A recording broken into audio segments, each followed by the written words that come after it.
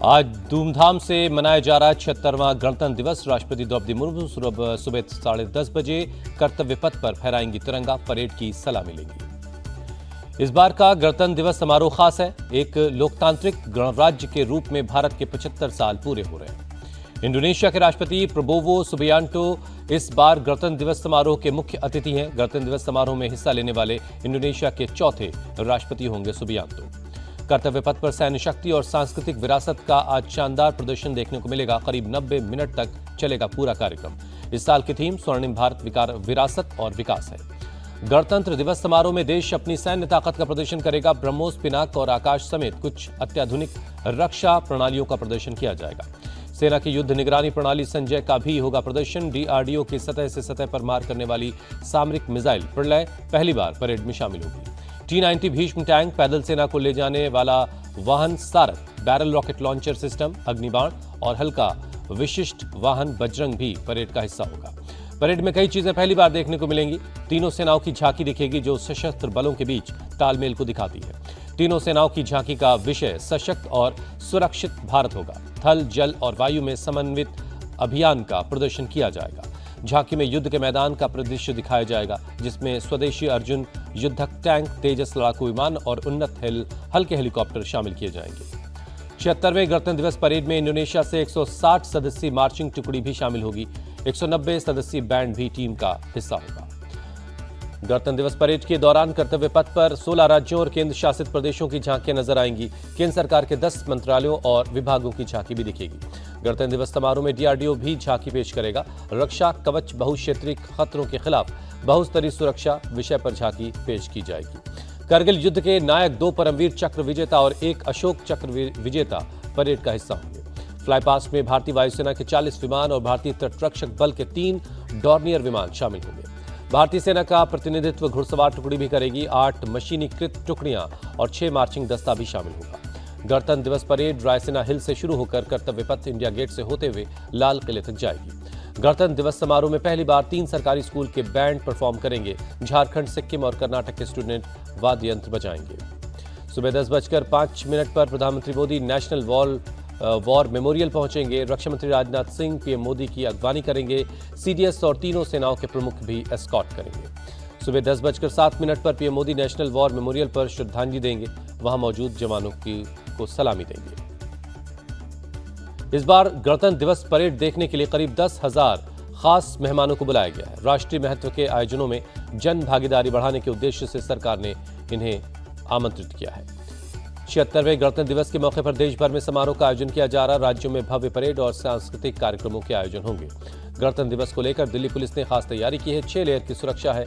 कर्तव्य पथ की सुरक्षा में 15,000 जवानों को तैनात किया गया है। गणतंत्र दिवस को लेकर किले में तब्दील राजधानी, हर जगह CCTV से की जा रही निगरानी। AI टेक्नोलॉजी से लैस 100 से ज्यादा कैमरे लगाए गए हैं। दिल्ली आसपास के बॉर्डर सील है। केंद्र सरकार ने 942 गैलेंट्री अवार्ड का ऐलान किया। 95 जवानों को वीरता, 101 जवानों को प्रेसिडेंट मेडल और 746 जवानों को सराहनीय सेवा सम्मान दिया जाएगा। अमरनाथ आतंकी हमले की साजिश को नाकाम करने वाले 7 पुलिस जवानों को वीरता पुरस्कार दिया जाएगा। अनंतनाग एनकाउंटर में शहीद हुए DSP हुमायूं भट्ट को मिलेगी गैलेंट्री अवार्ड। गणतंत्र दिवस की पूर्व संध्या पर राष्ट्रपति मुर्मू ने देश को संबोधित किया। कहा, युवाओं के लिए रोजगार के अवसर पैदा हुए। राष्ट्रपति मुर्मू बोली, 1 नेशन 1 इलेक्शन से निरंतरता को बढ़ावा मिलेगा। भारत ग्लोबल स्टेज पर लीडरशिप की भूमिका निभा रहा है। राष्ट्रपति द्रौपदी मुर्मू ने कहा, महाकुंभ से भारत की समृद्ध विरासत झलकती है। परंपराओं और रीति रिवाजों को संरक्षित करने के लिए कई कोशिशें की जा रही हैं। गणतंत्र दिवस की पूर्व संध्या पर पद्म पुरस्कारों का ऐलान। 139 लोगों को मिलेगा पद्म पुरस्कार। पीएम मोदी ने दी बधाई। बिहार में की लोक गायिका शारदा सिन्हा को मरणोपरांत पद्म विभूषण देने का ऐलान। कुल 7 हस्तियों को मिलेगा पद्म विभूषण। साध्वी ऋतंभरा और फिल्म निर्देशक शेखर कपूर, तमिल सुपरस्टार अजीत कुमार समेत 19 लोगों को पद्म भूषण मिलेगा। गजल गायक पंकज उधास और बीजेपी नेता सुशील मोदी को मरणोपरांत पद्म भूषण देने का ऐलान। 113 हस्तियों को पद्मश्री पुरस्कार से नवाजा जाएगा। 13 महिलाएं, 10 विदेशी और 13 हस्तियों को मरणोपरांत पद्म पुरस्कार का ऐलान। सिंगर अरिजीत सिंह, जसपिंदर नरूला को मिलेगा Padma award. Cricketer R Ashwin, hockey खिलाड़ी PR श्रीजेश को भी पद्म से नवाजा जाएगा। गणतंत्र दिवस परेड में शामिल होने वाले NCC कैडेट्स और कलाकारों से मिले पीएम मोदी, सभी को सफलता का मंत्र दिया। मोदी ने कलाकारों से एक एक कर मुलाकात की, बोले विफलताओं से डरना नहीं है, सीखने की जरूरत है। दिल्ली के बाराखंबा रोड इलाके में अलर्ट दिखी पुलिस, बीती रात गाड़ियों की चेकिंग होती रही।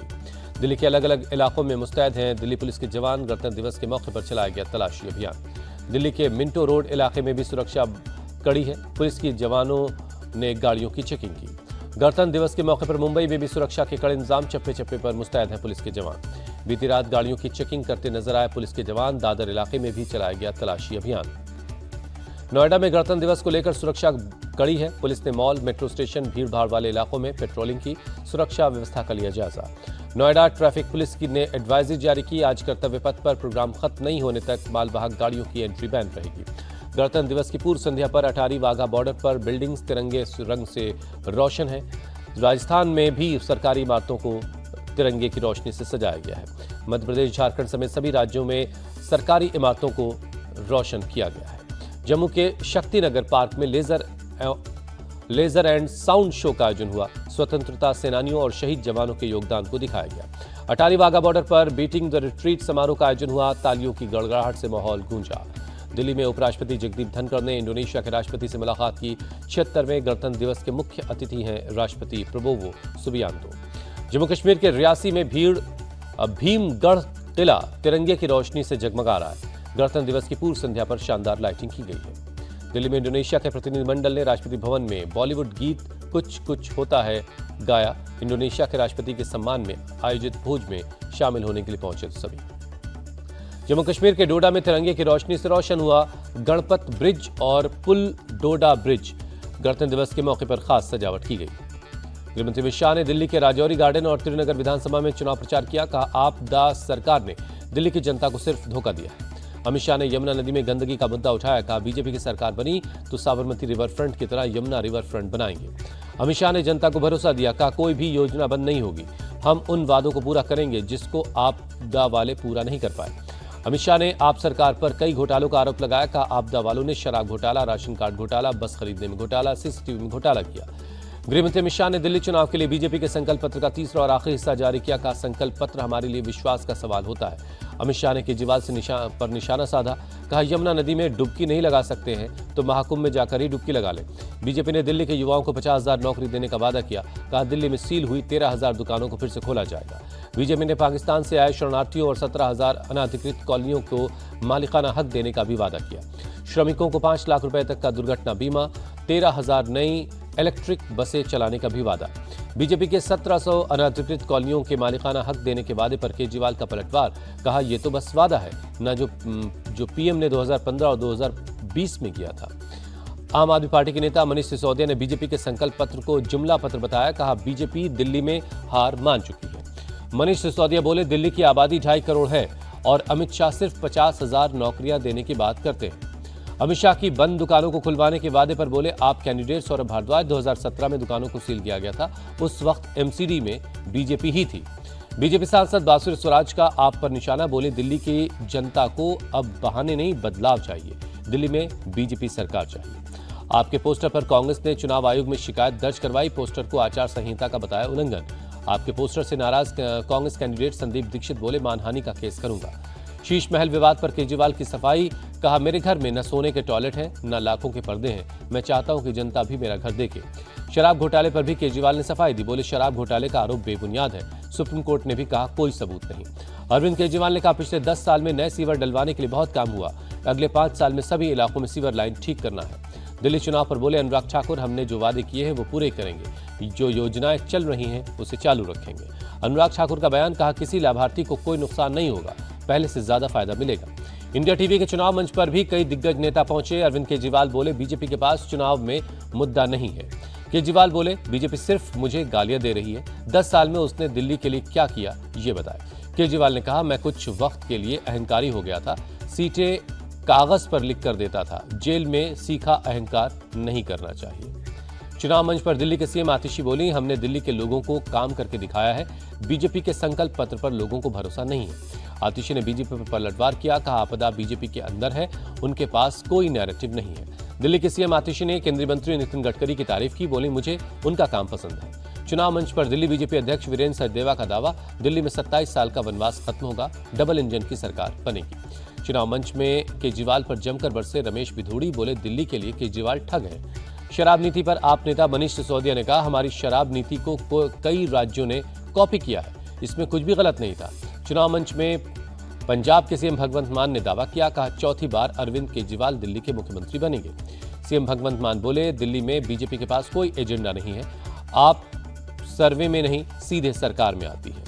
आपके चुनाव चिन्ह पर बीजेपी नेता सुधांशु त्रिवेदी बोले, एक हैं तो सेफ हैं, बटोगे तो कटोगे। आप सांसद संजय सिंह बोले, बीजेपी बिना दूल्हे की बारात है, हम 10 साल के काम के आधार पर वोट मांग रहे हैं। आप नेता सत्येंद्र जैन बोले, राजनीति हमारा पेशा नहीं है, जेल जाने से दिल्ली के काम प्रभावित हुए। चुनाव मंच पर बोले बीजेपी सांसद मनोज तिवारी, हमारी सरकार बनी तो 5 साल में दिल्ली को दुनिया की बेहतरीन राजधानी बनाएंगे। मनोज तिवारी ने अरविंद केजरीवाल पर जमकर साधा निशाना, कहा केजरीवाल ने पूर्वांचल के लोगों का अपमान किया है। पीएम मोदी के बिहार दौरे पर तेजस्वी यादव बोले, बीजेपी को बिहार की तरक्की से नहीं सिर्फ चुनाव से मतलब है। पीएम मोदी और इंडोनेशिया के राष्ट्रपति की मौजूदगी में दोनों देशों के बीच कई समझौतों पर दस्तखत हुए।